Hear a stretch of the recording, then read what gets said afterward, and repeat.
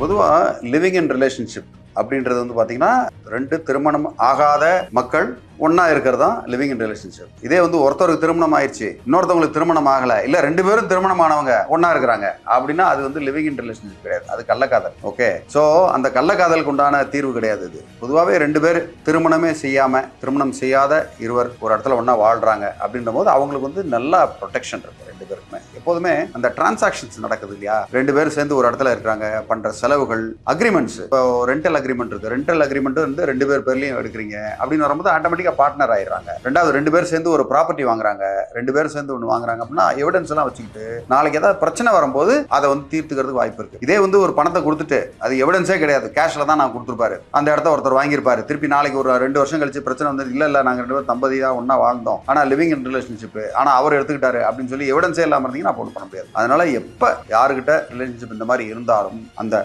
செலவு கணக்கு, மற்ற கான்ட்ராக்ட் சம்பந்தமானது, அக்ரிமெண்ட் சம்பந்தது ஆவணங்களை பத்திரப்படுத்தி வைங்க. அப்படி பத்திரப்படுத்தி வைக்கும் போது 2 பேருக்குமே அது பயனுள்ளதா இருக்கும். அப்படி யாராவது ஒரு சார்பா இருந்தால் இன்னொருத்தவங்க அந்த பொருளை எடுத்துட்டு போனாங்கன்னா கூட உங்களுக்கு வந்து அதை எந்த இடத்துலையும் புகார் கொடுக்கவோ ஒரு நீதிமன்றத்தை அணுகவோ வாய்ப்பு இல்லாமல் போயிடும். அதனால சுத்தமா உங்களுக்கு சட்டம் உங்களுக்கு உதவி செய்யாது அப்படின்லாம் கிடையாது, பட் ஆவணங்களை எடுத்து வச்சா உங்களுக்கு உதவியா இருக்கும்.